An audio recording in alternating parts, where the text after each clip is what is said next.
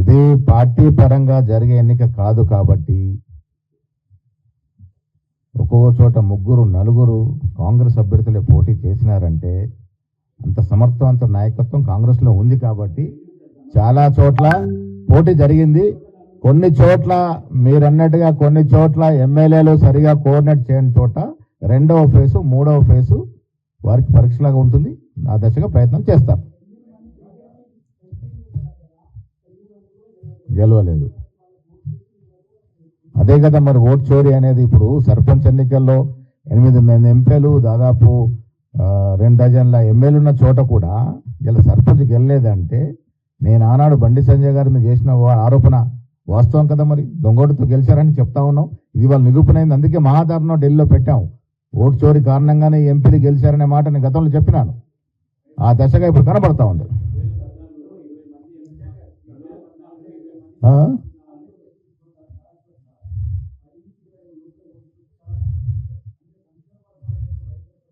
లేదు, ఎందుకు ఇప్పుడు సర్పంచ్ ఎన్నిక చాలా సూక్ష్మంగా జరుగుతుంది. నీకు 10 ఓట్లు అంటే చాలా పెద్ద మెజారిటీ లెక్క. సర్పంచ్ ఎన్నిక చాలా సూక్ష్మంగా జరుగుతుంది. 10 ఓట్లతో గెలిచినట్టు పెద్ద మేడతో గెలిచినట్టుగా లెక్క. ఒక్కోటితో గెలిచిన సందర్భాలు చాలా ఉన్నాయి.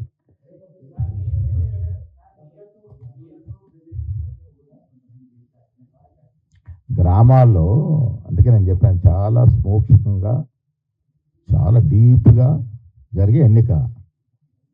మీకు సర్పంచ్ ఎన్నిక అనేది చాలా గడబందిగా జరిగే ఎన్నిక, గ్రామస్తుల ముందు జరిగే ఎన్నిక. పైసలు మందు ఇవన్నీ ప్రభావం చాలా తక్కువ ఉంటుంది. గ్రామ ప్రజలు ఎన్నుకునే ఎన్నిక ఇది. వారు సూక్ష్మంగా ఆలోచించి ఎవరు అయితే బాగుంటుందో వారు ఎన్నుకుంటారు కదా. ఏకగ్రీవాలు చాలా చోట్ల అయినాయి.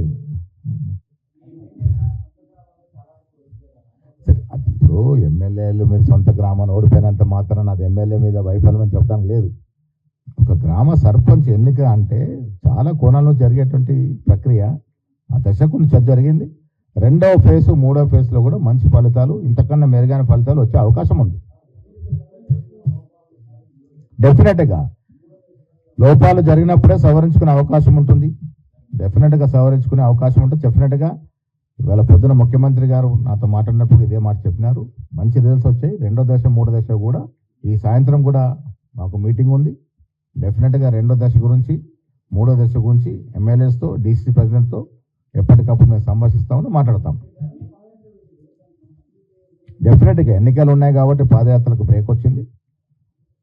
నేను మొదట్లో ఒక మాట చెప్పాను, పాదయాత్రలు అనేది నిరంతరం జరిగే ప్రక్రియ. డెఫినెట్గా ఎన్నికల తర్వాత మళ్ళీ పాదయాత్రలు ఉంటాయి.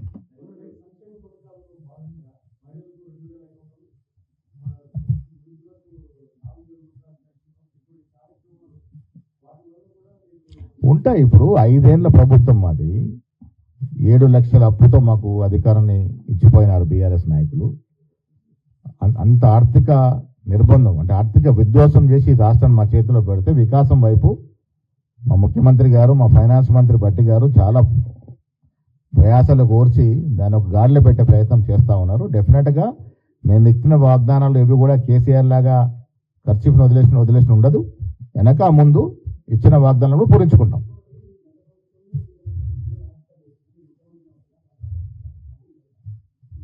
చాలా సంతోషం.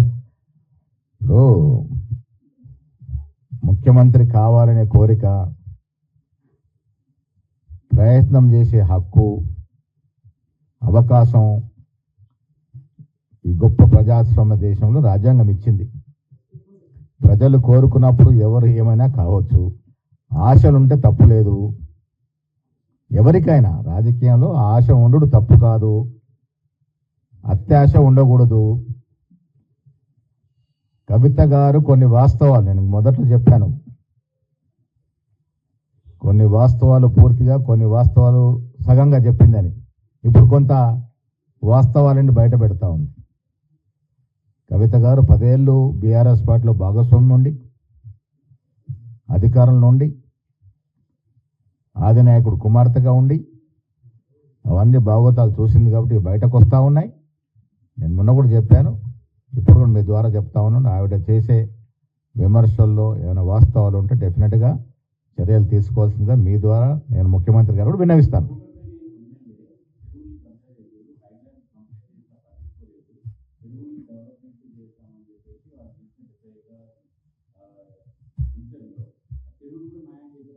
డెఫినెట్ అలాంటివి ఉంటే ఒకటి హైడ్రాను చాలా మంది మొదట్లో విమర్శించిన వాళ్ళు ఇలా హర్షిస్తూ ఉన్నారు. హైడ్రా వల్ల మీరు హైదరాబాద్లో చూడండి ఎన్ని చెరువులు అన్యాక్రాంతమైన చెరువులు మళ్ళీ పాత రూపానికి వస్తూ ఉన్నాయి. ప్రజలు సంతోషిస్తూ ఉన్నారు. ఇది మహాత్మకండ కార్యక్రమం. ఇది రేవంత్ రెడ్డి గారు దూరదృష్టి తీసుకున్న కార్యక్రమం. Hyderabad is a city of rocks and lakes. 10 ఏళ్ళలో చాలా రాక్స్ కరిగిపోయినాయి. లేక్స్ అన్ని కూడా ముంచేపడ్డాయి. అలాంటి లేక్స్ని బయటకు తీసుకు పూర్వ వైభవానికి తీసుకొస్తా ఉంది హైడ్రా. ప్రజలు హర్షిస్తూ ఉన్నారు. కవిత గారు చెప్పిన దాంట్లో వాస్తవం ఉంటే డెఫినెట్గా ఎంక్వైరీ చేసి అది ఎమ్మెల్యే కానీ ఎంపీ కానీ ఎవరైనా కానీ బాధ్యత గల పదవిలో ఉన్న వ్యక్తులు ప్రభుత్వ ఆస్తులు 1 ఇంచు 1 గజం కాజేసినా దాని మీద చర్య ఉండాలని కోరుకునే వ్యక్తులు నేను మొదటి వాడిని. డెఫినెట్గా ఈ విషయంలో ముఖ్యమంత్రితో మాట్లాడతాం.